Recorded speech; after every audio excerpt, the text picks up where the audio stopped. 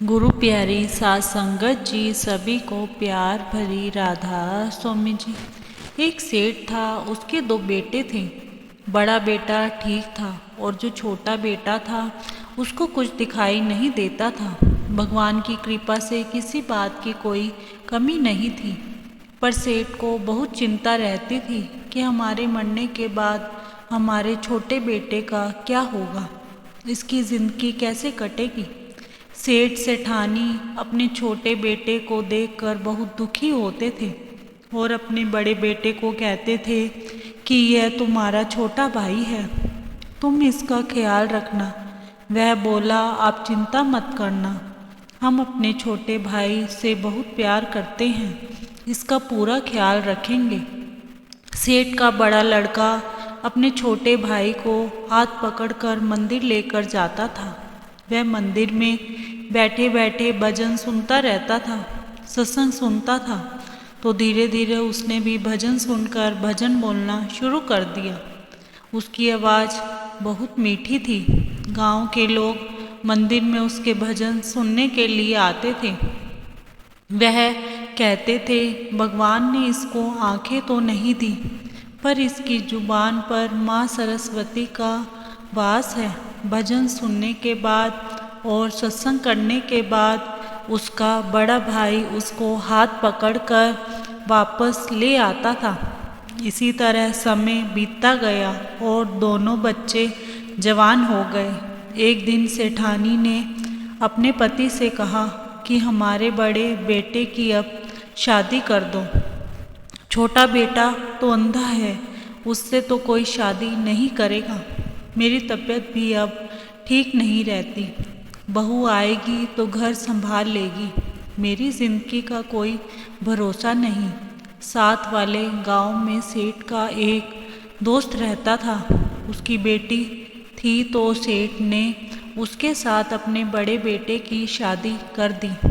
बहू घर आ गई, सबको समय से खाना पानी देती, अपने देवर को भी भोजन देती थी। पर वह सोचती थी कि अंधे के आज तो माँ बाप बैठे हैं, अगर कल इनको कुछ हो गया तो इसकी सारी जिम्मेवारी मुझ पर और मेरे पति पर आ जाएगी। उसका देवर उससे बहुत प्यार करता था। वह अपनी भाभी को भाभी माँ कहता था, लेकिन वह उससे जलती थी।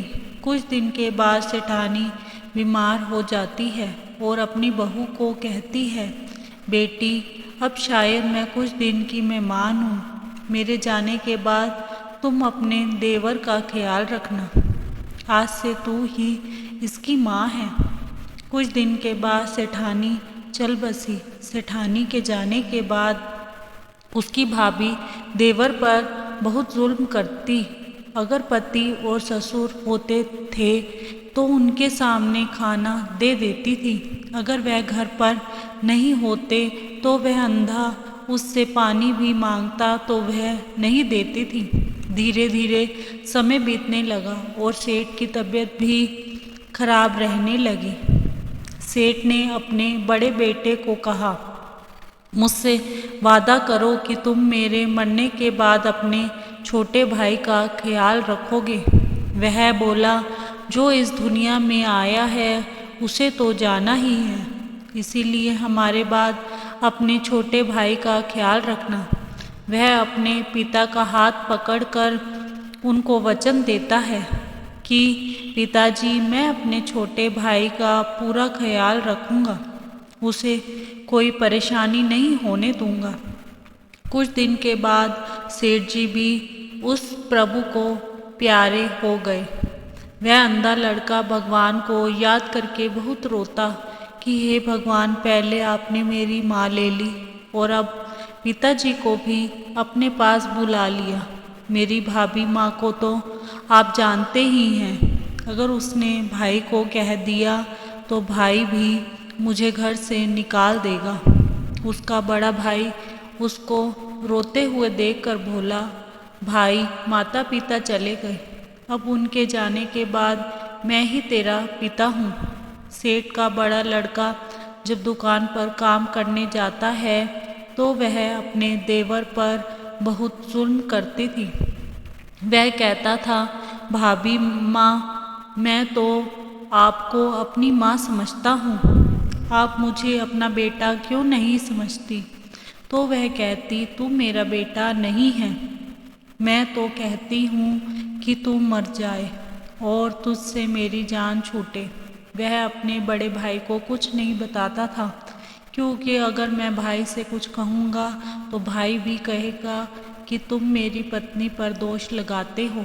एक दिन की बात है, वह अपने भाई से बोला, भाई आप दुकान पर जाते समय मुझे मंदिर में छोड़ देना, और जब दुकान से आओ तो शाम को मुझे लेते आना, क्योंकि मंदिर में मेरा समय बहुत अच्छा कट जाता है।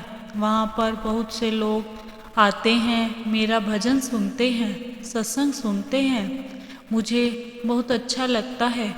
तो उसका भाई उसको रोज़ सुबह मंदिर छोड़ देता और शाम को ले आता था। उसकी भाभी ने सोचा, मैं देवर को इस घर से निकाल दूँ तो मैं इस पूरी जायदाद की मालिक बन जाऊंगी। वह एक दिन अपने पति से बोली, इस घर में या तो तुम्हारा भाई रहेगा या मैं रहूंगी। आपका भाई मुझसे गंदी गंदी बातें करता है।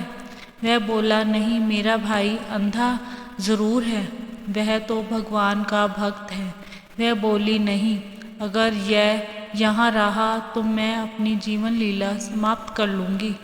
बड़ा भाई मजबूर होकर अपने छोटे भाई के पास गया और बोला, भाई, तेरी भाभी कहती है कि तुझे घर से बाहर निकाल दे, लेकिन मैंने तो पिताजी से वादा किया था कि मैं तुम्हारा ख्याल रखूँगा, अब मैं क्या करूँ?